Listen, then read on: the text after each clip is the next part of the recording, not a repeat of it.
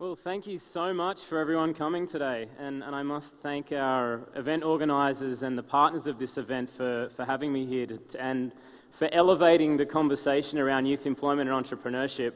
I must say I'm so glad I got to see that presentation from our partners, this bank, the local bank here. That's incredible work, and it's really encouraging to see the private sector taking a lead, and not just in the region, but for the entire world, to invest in entrepreneurship and to invest in innovation. It's absolutely critical, and it's one of the things that I'm going to be talking about today. Now, I must say it's a really large room, and I'm going to run a little experiment here. There's a huge problem in the world. This picture is depicting part of it. There is a global youth employment crisis or youth unemployment crisis in the world right now. There's 1.8 billion youth in the world. 87% of them live in developing countries. And 2/3 of those, so about just over 1 billion youth, are not in full-time education and employment right now. Now, in Australia, in one of the most robust economies in the world, we're not immune from this problem. 1 in 4 youth between the ages of 15 to 24 are not in full-time education and employment. But interestingly, the stats as you go around Europe, and I'm here in Turkey, so let's talk about some of the statistics here in Turkey. They're pretty bad. So I want to run a little experiment. Can everyone in the room put up their hand right now if they're between the ages of 15 and 29? Can everyone raise their hand? Who's 15 and 29 in the room right now? A lot of people. So leave your hand up. Leave your hand up, because this speech is for you guys, right? The work that I do is for you. Everyone that's not got their hand up, can you look around the room right now and see how many people there are? This is the future of your business. This is the future of your economy. This is the future of your innovation. These are the guys that are going to carry the world forwards. In Turkey right now, in January, the youth unemployment rate was about 15%. It's just gone up, 16.4%. It's just gone up to 19%. Now, everyone, I know I'm keeping your hands up, but keep them up. I want everyone else in the room to be looking at how many people there are in the room right now. 35% of the people with their hand up right now, if you guys are representative of the Turkish population, 35% of you guys aren't in full-time education, employment or training. So you look around the room, 1 in 3 people with their hand up aren't getting trained, they're not in a job, and they probably are a little bit worried about what their future looks like. If you look at the women, it's 1 in 2. 50% of the people with their hand up right now aren't in full-time education or employment. If you look at the men, it's 1 in 5, 20%. All right, you can put your hands down. Thank you for doing that experiment. I want to illustrate that not just for you guys are living this problem, so I don't need to talk about it to you guys, but it's so important for everyone else in the room that aren't experiencing this for themselves, that grew up in a different generation to see the potential impact that this has on the economy. We talk about this at the G20. I represent Australia for the G20 Young Entrepreneurs Alliance, and we hosted the G20 this year, which is, I'm sure, part of the reason that I've been granted the opportunity to come and talk to you guys. And we really amplified this message, and I want to really encourage everyone here, get on Twitter. The media is a democracy these days, so it's not just those that have the power to write media that can publish articles in traditional media, but everyone here you are the creators of your own media here. So if you hear something that you like, a quote of mine, a picture, take photos. If there's anyone that you know that's here that isn't in the room right now, text them and get them in the room, because this session's for you guys. We need to amplify the importance of this problem. The global youth employment crisis is, in my view and in many other people's view around the world, equally as important as the global financial crisis of 2008. The problem is that we're not going to fall off a cliff in the next 12 months if we don't address this. It's systemic, and it's going to have implications for 10, 20, 30 years, multiple generations to come if we don't address it. So unfortunately, it's not getting the level of importance in really high political forums that it should. Thankfully this year, during the G20 in Australia, despite the fact that the Leaders' Declaration in St. Petersburg was over 120 recommendations on 27 pages, and it was reduced down to 21 recommendations on 3 pages for the Brisbane communique. Despite how difficult it was to get important issues into that document, we got there. We got in within the first 10 recommendations, youth unemployment and education and training, and most importantly, entrepreneurship as a solution into the Leaders' Declaration. Now, that's really important, but we're not done yet. This year is Turkey's. In 2015, Turkey hosted G20, and I'll talk about this in a little bit further. But we need to keep amplifying this message, and it's everyone in the room that can do that. One of my favorite quotes is from Mahatma Gandhi: "You must be the change you want to see in the world." It's up to you guys to do this. So, I'm going to talk a little bit about entrepreneurship and entrepreneurial thinking. Now, we're at the Innovation Festival, so I have a rhetorical question which I'll leave you to ponder is, what is innovation without commercialization? And part of the answer to that is around entrepreneurship. So let's talk about what entrepreneurship is.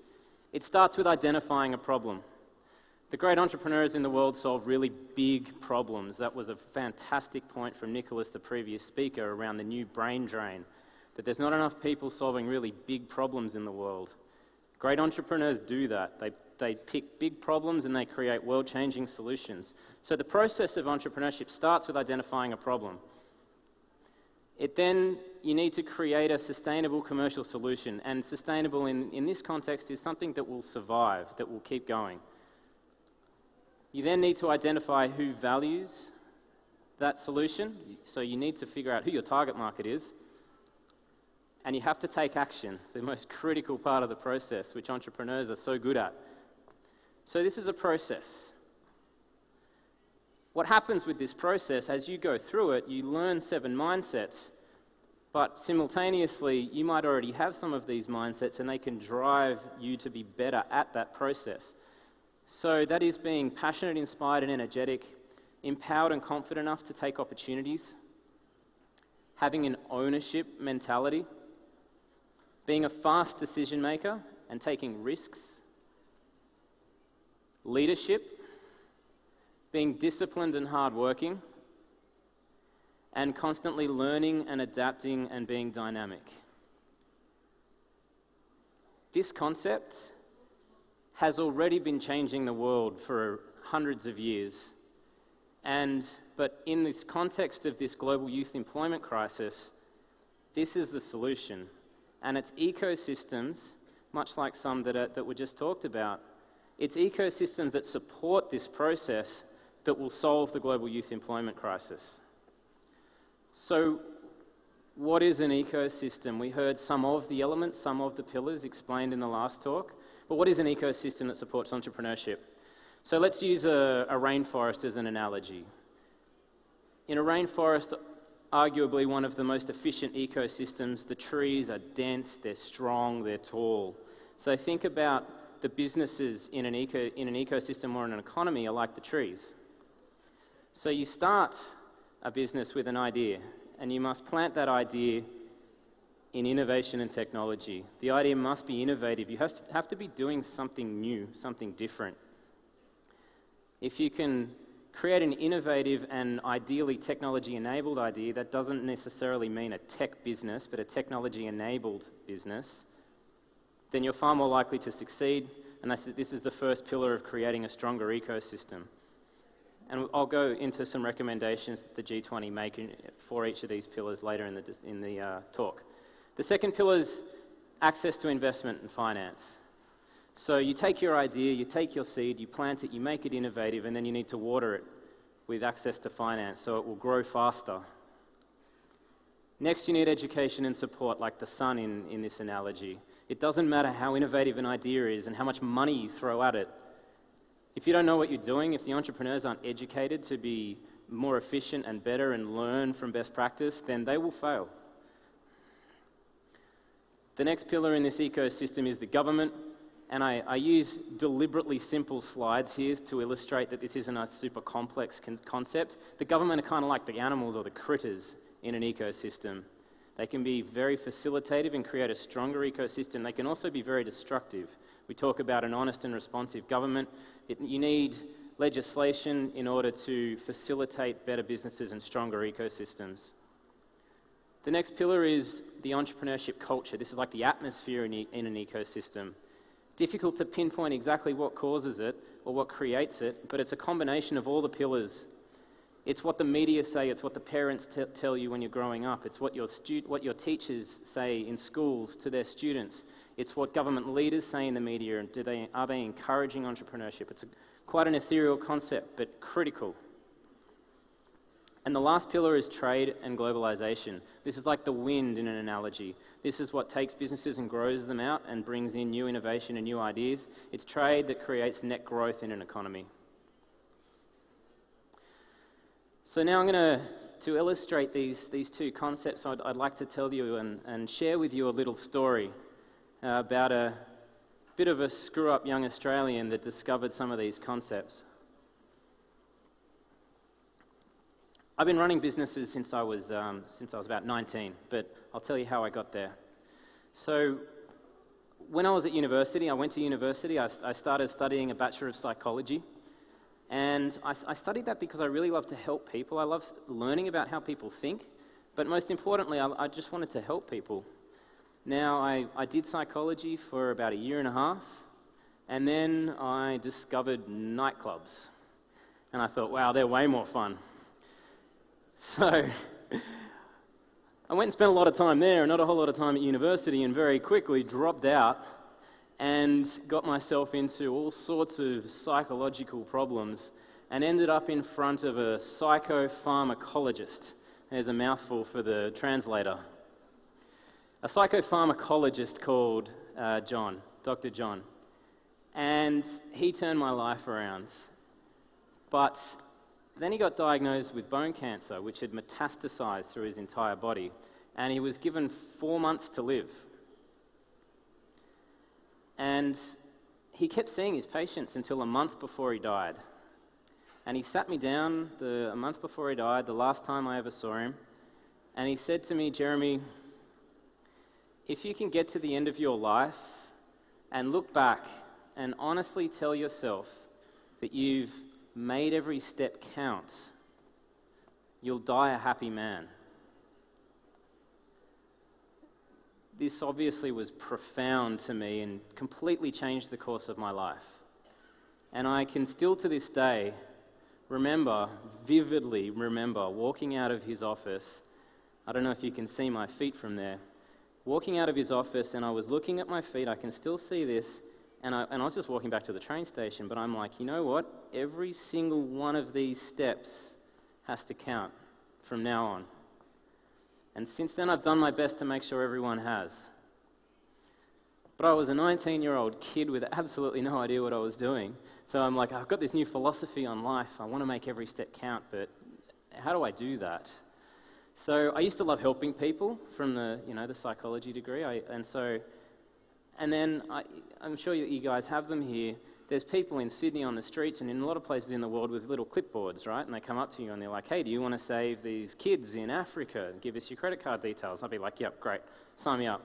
And then I'd pass another one down the street, and do you want to save some dolphins off the coast of South Africa or something? I'd be like, great, yep, I've got to make a difference in the world, sign me up. Very quickly, as a 19-year-old kid working in hospitality, my bank balance got to about that.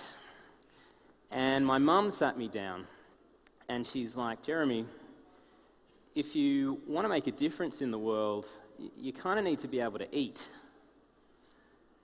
Again, a fairly profound moment. It's like, yeah, right, I kind of need to look after my own finances before I'm going to be able to have a large impact on the world.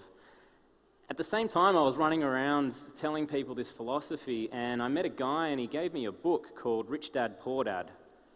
Has anyone read Rich Dad, Poor Dad? Anyone in the audience? A couple of people. If not, I highly recommend you go and get it. It's a story about a young boy, and he has a poor dad who works for a salary, and a relatively okay salary, but he's capped for his whole life, spends all his disposable income, doesn't end up particularly wealthy. He has a rich dad who starts companies and builds them and sells them and then ends up very rich. Now, what this taught me was, wow, here's this concept called entrepreneurship. I didn't even really understand what entrepreneurship meant when I was at school. We weren't taught this stuff. But here's this concept, and I'm like, wow, bing light bulb. I need to create companies that will generate enough wealth to have a massive impact on the world. If I want to if I want to have a really big impact, I need to build businesses that will help enable me to do that.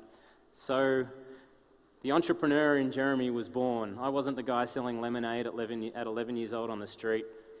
I realized that it was something that I wanted to do because it would help me make every step count. So at the time, my brother was opening up a juice bar in Sydney. That's it, a little juice bar. And he said, hey, why don't you go and study business at university, and I'll let you manage this. So he opened it up. I managed it. And from the day we opened the doors, it was in one of the best locations in Sydney, in Australia, actually. So it was about a $1.2 million business. So it went really well. We opened up 2 more. And one of them went horribly. One of them went pretty good. But care of the fact that we were pretty good at this, I got asked to go over to Singapore at 21 years old and run the master franchise.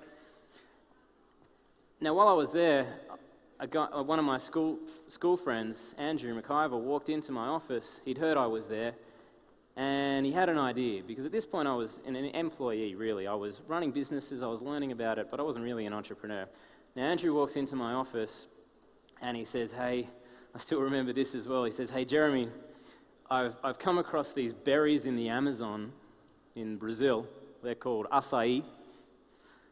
We should be selling these through juice bars. I've been to Venice Beach in Los Angeles, and they're doing really well. They have this frozen puree, they blend it up into a bowl, and it's delicious.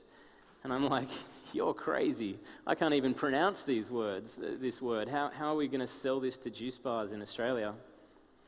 Now, my first reaction was, wow, that's risky. I've got a good salary. Why would I leave a good job to go back and risk starting my own company? But I did a little bit more research into the acai industry, and it turns out it operates on this people, planet, and profit, these triple bottom line principle. It's good for the people where it comes from because it operates on fair trade principles. Everyone gets a fair share of the revenue and the margin. It's good for the planet because it grows wild, and it's actually Greenpeace endorsed because it grows wild. The local people go out into the wild and harvest it, and then they sell it on the free market. And because it grows wild, they don't want these trees to be chopped down, so they learn about sustainability, and they actually protect the Amazon because they want to sustain themselves. So that by growing the acai industry, we actually grew education around sustainability. So people, planet, and profit. Of course, for a business to be sustainable, you have to be able to make a profit. What you do with that profit, whether you're a not-for-profit and you give it back, or you pay it in salaries, or you're a for-profit and you pay a little bit out to shareholders, if you're having a positive impact and solving a big problem that's good for humanity, which we believe we were by building this business, then it's a good business. So he convinced me, and we started this company called Rio Life. And this was 9 years ago now, and it went on and won Australia's fastest growing small business and did some really cool stuff. But the coolest thing about this business was these guys. We kept 1% of our revenue, and we ran a school in the Amazon, and we put 100 children through school just with the 1% of our revenue for 2 years. And this school is still going, and we still contribute to it. So about 10 or 11 years after I'd originally wanted to create a business that can do good things in the world, I finally figured out how to do it. I built a business, and I could put kids through school by using my business. Now, how cool is that? And that hands down, is the best experience I've ever had. Even in the years since, traveling the world and speaking to world leaders, that's the coolest thing. And now what I get to do is try and help a whole bunch of other people do similar things. So I did Rio Life for 7.5 years. I was CEO, and I wanted to help more people. So I started mentoring some businesses. I started speaking and teaching, and I left as CEO. I started working on a book because I was searching for a more leveraged impact. I was like, okay, I can help 100 kids, but maybe I can help 100 businesses and they all help 100 kids, and then all of a sudden we're helping 10,000 children. So I wrote a book and published it about 2.5 years ago. And I wanted that to help more young people start companies, but most importantly, learn to start companies that solve real problems. And then, as I was publishing that book, I got asked to take a delegation of young Australians over to Mexico. This was 2.5 years ago. And, I had about 3 weeks to organize the delegation, but that's another story. Because I discovered this thing called the G20 Young Entrepreneurs Alliance. Now, this was set up 5 years ago to advocate on behalf of the world's young entrepreneurs, the future business leaders, the innovators, and the guys that are going to create the businesses and the new ideas of the future, to the G20 leaders. So the G20 leaders, the leader of Turkey is there as well, of course, and you guys are hosting the G20, as I mentioned. But the G20 leaders 5 years ago weren't talking about entrepreneurship. They were talking about the global financial crisis, they were talking about financial market regulation and all the complicated macroeconomic stuff. They weren't talking about what needs to be done to create jobs for youth and the fact that youth can be job creators themselves. So that's why the G20 was set up. And we got to host this last year. So I'm just going to play for you now a little video about our summit.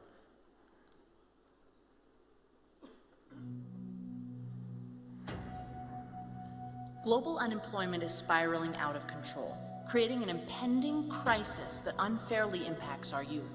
During the global financial crisis, the world's youth unemployment rate hit record high levels.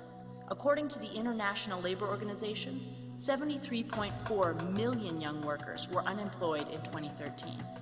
There is a youth bulge of 1.8 billion. 90% of them live in developing countries, and 2/3 of those are underemployed. Even in Australia, one of the most robust economies in the world, 1 in 4 youths are currently not in full-time education or employment. The youth employment crisis has serious social, economic, political, and systemic implications that the world's leaders in government, business, civil society, and especially youth all agree on. Entrepreneurship is the solution. Young entrepreneurs create sustainable growth and jobs, and entrepreneurship ecosystems lift societies out of poverty to create a better world. The G20 Young Entrepreneurs Alliance is an organization that fosters youth entrepreneurship at the highest economic and political level globally.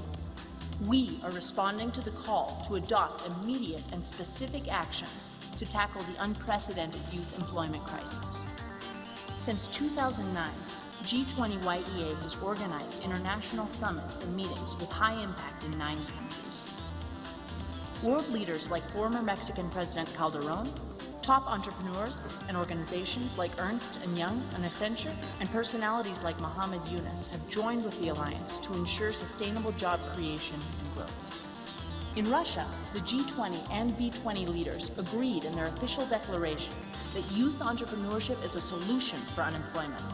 Now, we must keep them accountable and create tangible actions.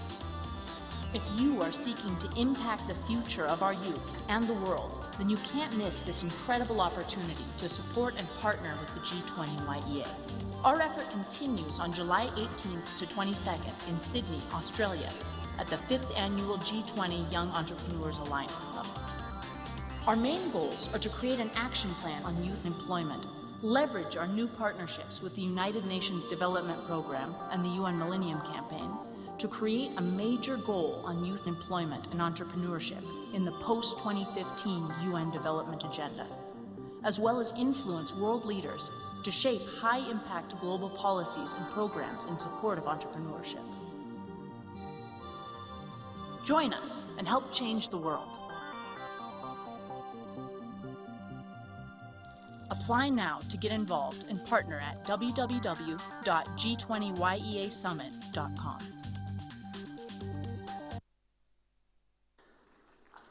Get an applause. Great, thank you. So before I go into the UN, I mentioned that we succeeded in getting the youth unemployment and entrepreneurship into the Leaders' Declaration, the Brisbane Leaders' Declaration. Entrepreneurship actually was in there twice, once for youth unemployment and once connected to innovation in the area of trade. Now that's good, it's not good enough. It needs to be amplified more. I meant what I said before. The global youth employment crisis really needs to be addressed with the same level of urgency as the global financial crisis, because the future there's this concept called scarring, right? The future loss of wages and productivity and growth based on the youth that are not in education, employment or training right now is massive, and it's getting worse. In our country in the last quarter, general unemployment went down by 0.5%, youth unemployment went up. Now, what's going on there? Even though we're still talking, even though we're getting the G20 leaders to acknowledge it, we're not fixing it.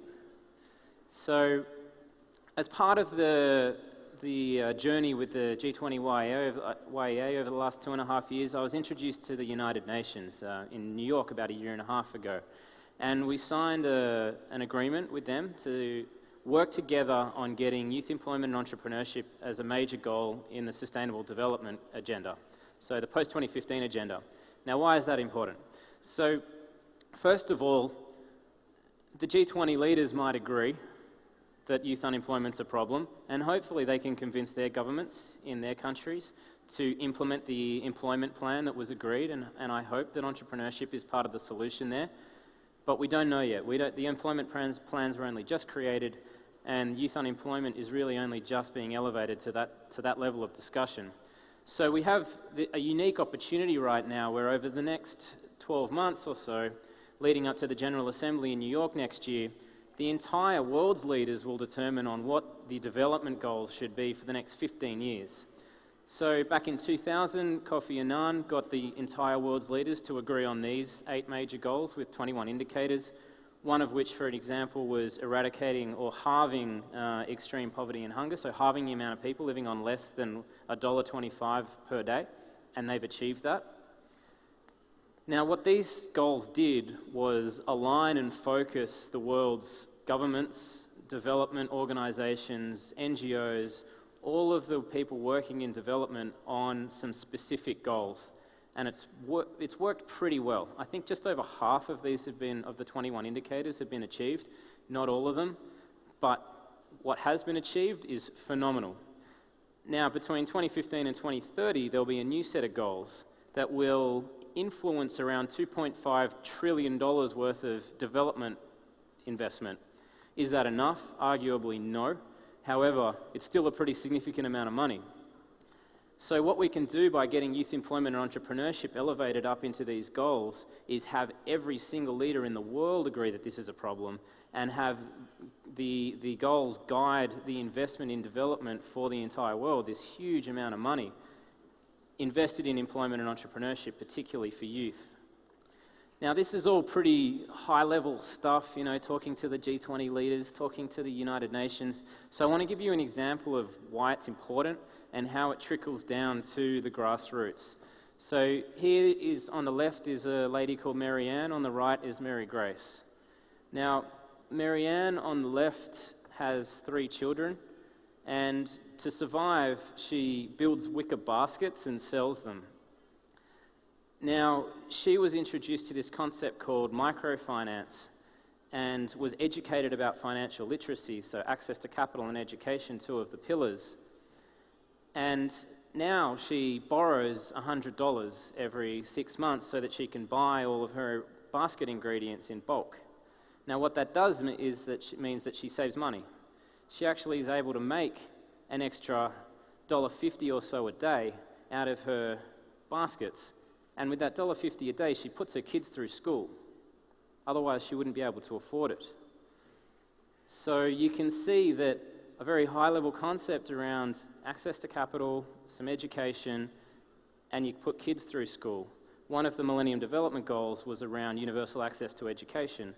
So an ecosystem that supports entrepreneurship actually starts to address a lot of the Millennium Development Goals that aren't specifically related to employment. But by definition, if you can help people become personally financially sustainable, then you address poverty. So it's not rocket science. You just need to help people to make money for themselves. So Mary Ann learned how to do that. Mary Grace on the right did a similar thing, but now she teaches this concept. She travels around the Philippines and teaches financial literacy and microfinance and entrepreneurship. And there's 10,000 women like her that do that, funded by an organization that has been influenced by the Millennium Development Goals. So by catalyzing this investment and becoming a beacon for what the world should invest in to further development, the development goals are incredibly important. So this concept, I hope now you can see how and why it's important. I want to touch really quickly on some of these mindsets because it's not just about starting companies. Learning this process by experience, by doing, actually shifts the way people think. And this is potentially very difficult to measure. I'm sure someone will soon. But this is potentially has an even greater impact on society than just the economic outcomes of creating jobs and creating growth. This can actually create more engaged citizens, people that do more for society, that become better employees, that are better leaders, that have an ownership mentality rather than being victims. So some quotes really quickly to illustrate what these mindsets really mean. Confucius said, "Choose a job that you love and you'll never have to work a day in your life." If you ever come across an entrepreneur, and I'm sure that if you come and talk to me after this, you'll understand, we're pretty passionate about what we do, and we like to do what we love. There was a study that came out by the Global Entrepreneurship Monitor back in 2013 entitled, "Entrepreneurs are the happiest people on the planet." I'd like to say I'm pretty happy most of the time because I get to do what I love. Now, being empowered and confident enough to take opportunities. Seneca, the Roman philosopher, said, "Luck is what happens when preparation meets opportunity." Now, it would be naive to say that there's no such thing as luck. Obviously, some people have more opportunities than other people, but it's those that seize the opportunity that are the lucky ones. An ownership mentality. Peter Drucker said the best way to predict the future is to create it. You can create what you want in the world. It's not going to be handed to you or gifted to you. It's up to you to get out there and create it. Fast decision-making and risk-taking. So T.S. Eliot said, "Only those who will risk going too far can possibly find out how far one can go." Now this is from a mindset perspective, and what I'm talking about here is learning these mindsets beyond starting companies. From a mindset perspective, learning to take risks and being okay with failure has a huge positive impact on people's mentality and what society can do. You know, by the last speaker, Nicholas, previous, said around innovation being about breaking the rules, doing something different. You need to be willing to take risks and fail. So John C. Maxwell said, with regards to leadership, that it's taking responsibility whilst others are making excuses, being disciplined and hardworking. Yeah, entrepreneurship's not easy. It's probably the hardest thing you'll ever do. It teaches you to be disciplined and hardworking. Thomas Edison, one of the most prolific innovators of our time, said genius is 1% inspiration and 99% perspiration. So the guy that you would think is the smartest, the guy that just happens to come up with stuff, he's telling us that it's not about the idea, it's about the execution. It's about working hard. That's how you become an innovator, and that's how you become one of the people that has a positive impact on society. Being learning, adaptive, and dynamic, our final mindset. And the great man Nelson Mandela said, education is the most powerful weapon you can use to change the world. You must constantly be learning, not just as an entrepreneur, in life. So I have 11 minutes. I'm going to speed through the rest of this presentation so we're not too far off track.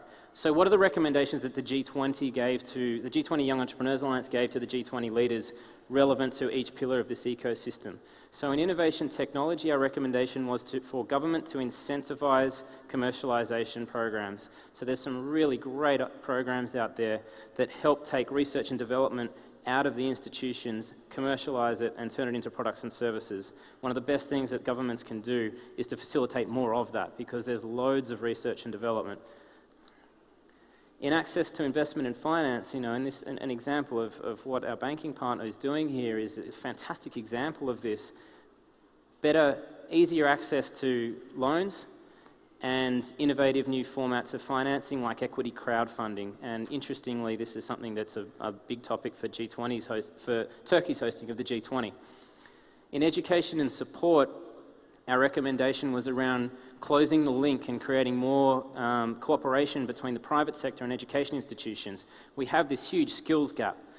Turkey's doing some amazing things with regards to the level of people in education, but education's not enough because there's so many overeducated children or youth leaving school, leaving secondary or tertiary education and still not being able to find a job. So business has to engage in the development of curriculum and vice versa. Universities or schools need to reach out to business to learn what do we need to do to change the way that we're teaching so that the people that come out of our institutions are ready for a job. Now, I have a pretty radical idea on this, which I've been voicing privately to a lot of people. I'm going to run a little experiment here and see if everyone picks up on it and agrees with me. It's potentially a revolutionary idea. I think Nicholas's idea around free access to internet is far more revolutionary, and that should be adopted and amplified to anyone that can help make that possible. But that won't necessarily solve the skills mismatch. This idea might. And the idea is that every university degree, every tertiary education should be delivered part-time with mandatory work experience. Everyone going through school should be given the opportunity to experience what it's going to be like applying their knowledge in real life. That could potentially solve the global skills mismatch. So let's see if that idea gains any traction in this forum. In government taxation and regulation, the G20YA's recommendation was to reduce the tax burden on labour. Obviously, if we're going to create jobs, taxing labour is counterproductive to that, and increasing disposable income is a fantastic way of developing a society.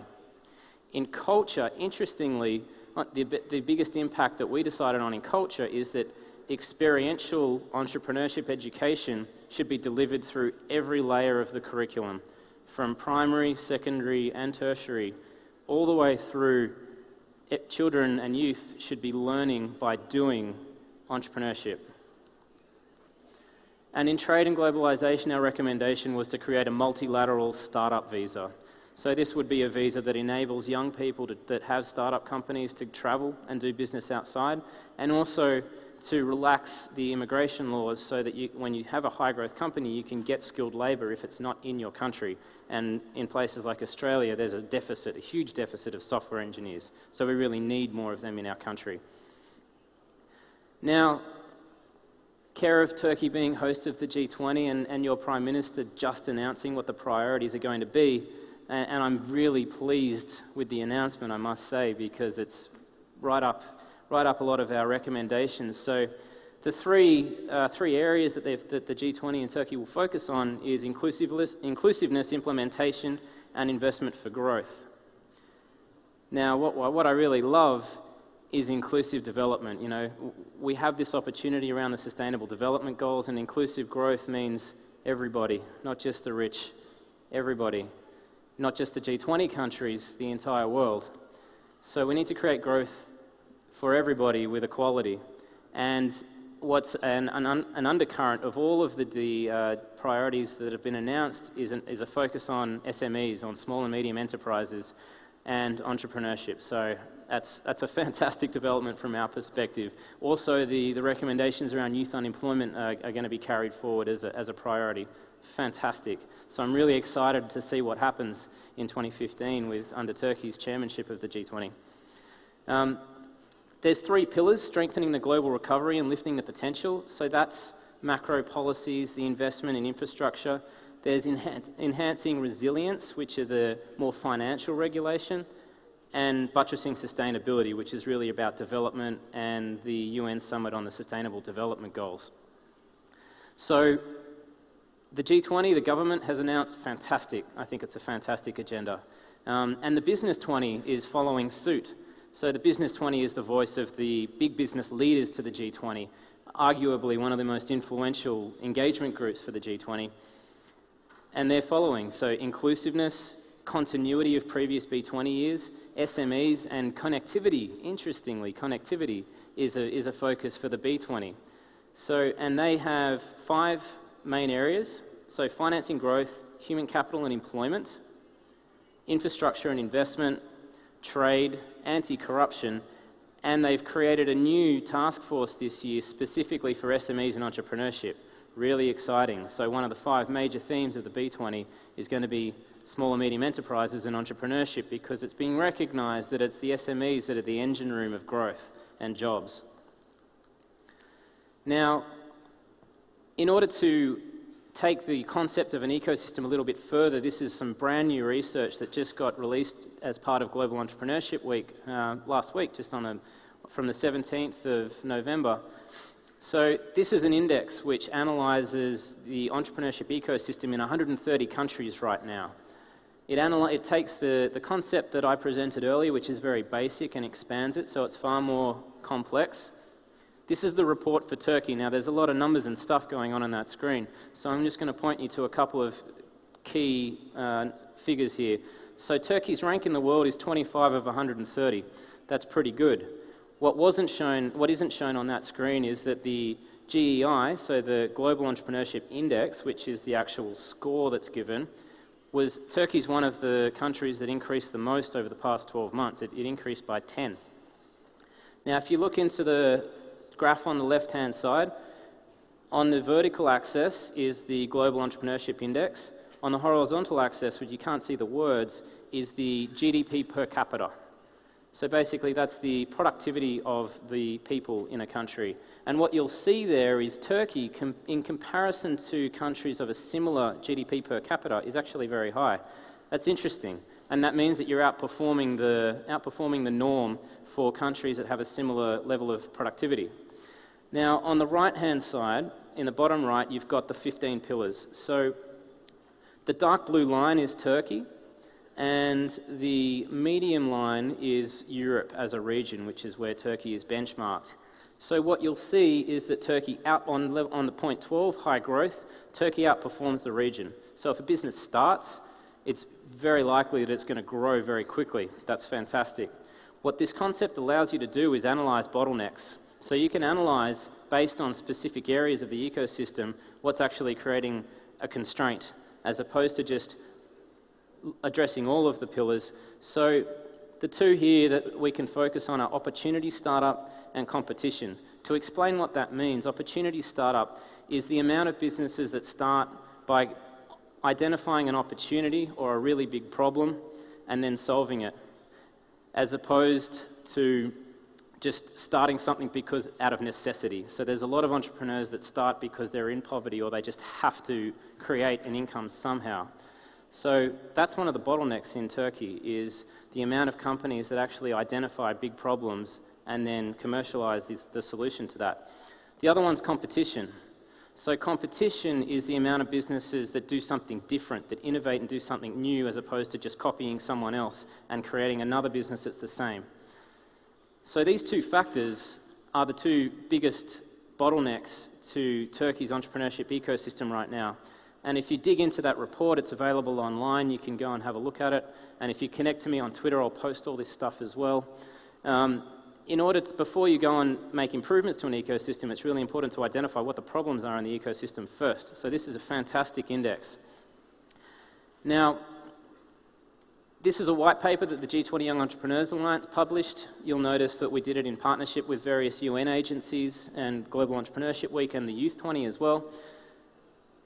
The major recommendation from this paper is around the major goal on youth employment and entrepreneurship, but there's been some really big learnings that came out of the research. And the really big learnings are that high-growth enterprises are the solution. So there was a study conducted on 380,000 companies in 10 countries that showed that the top 5% of companies measured by job growth create 67% of the jobs and 72% of the revenue in those economies. So those top 5% of high-growth enterprises are the ones creating all the jobs and all the revenue. So you need an ecosystem that supports high-growth enterprises. Self-employment's not the solution, but an ecosystem that supports those high-growth enterprises will also generate self-employment. So when you're analysing the ecosystem, it's about high-impact, high-growth enterprises as a focus, but the broader ecosystem will support everyone else as well. Now, what we know from the research with Ernst & Young and Accenture over the years, we've analysed thousands of entrepreneurs from the G20 countries. Access to capital is consistently one of the biggest problems, one of the biggest inhibitors. It's unilateral across all the countries. So, and we know that there's a global Series A crunch. So we need to create high-growth enterprises. They can't get the money they need when they're growing. And Series A, so an equity raise of around 500,000 to $5 million US dollars is really the critical point where there's a massive deficit. You can get money, if you're really good in many countries, you can get less than that. And once you start to be raising 5 million or more, then the private equity and the more established venture capital is available. However, in the middle, there's this massive gap, the Series A crunch. So, interestingly, there's not actually a lack of capital there, it's just risk averse. So there's a lack of quality deals or quality entrepreneurs. What's happening is that they're not educated, they're not good enough, or they don't have the correct documentation to get that money. So solving this problem is potentially, through access to capital and education, is potentially the highest impact solution for entrepreneurs globally. So I'm going to run you very quickly, I'm out of time, around a business model, a profitable social enterprise that we're building now to solve this problem. So it's called Capital Pitch. This is actually one of the first stages I've announced this. And we're streamlining Series A capital raising between businesses, investors, and advisors. It's basically an equity crowdfunding platform, for those of you that are aware of this. If not, you look up, it's crowdfunding for shares or equity. But it also allows a business to engage a corporate advisor. They can create a pitch, it gets advertised to an investor network, or they can engage a corporate advisor, get investor ready, and then launch a Capital Pitch certified advisor version out to investor networks. To give you an example, Rio Life, my business, we failed to raise our Series A, and that was part of the reason that I left. And instead of going massively global, we were stuck in Australia. What could have happened is we could have taken our raise to a platform like Capital Pitch, engaged an advisor, been educated on how to be investor ready, advertised out to an investor network online using technology, far more scalable. We should have been able to raise our money, and off we would have gone. We went from 1 to 10 employees in 3 years. We should have gone from 10 to 100, but instead we stagnated and we sit still at about 6 employees. Now, for investors, this is a good solution. It creates a global syndicate, so you can syndicate your investment. It creates arbitrage opportunities. You can play foreign exchange. You can look for markets where the valuations on companies are lower, and it's massively de-risked because you know that people are being vetted and they're getting education. So with that, I will finish. And I'm going to finish and leave you with 2 ideas or questions that I'd like you to ponder, everyone in the room, is how are you going to make every step count? And what big problem can you solve that will change the world? You can you can send me an email. I'll reply to as many as I possibly can. You can connect with me on Twitter. Thank you so much for having me. Thank you for the organisers and the partners. I hope you enjoy the rest of the Innovation Week.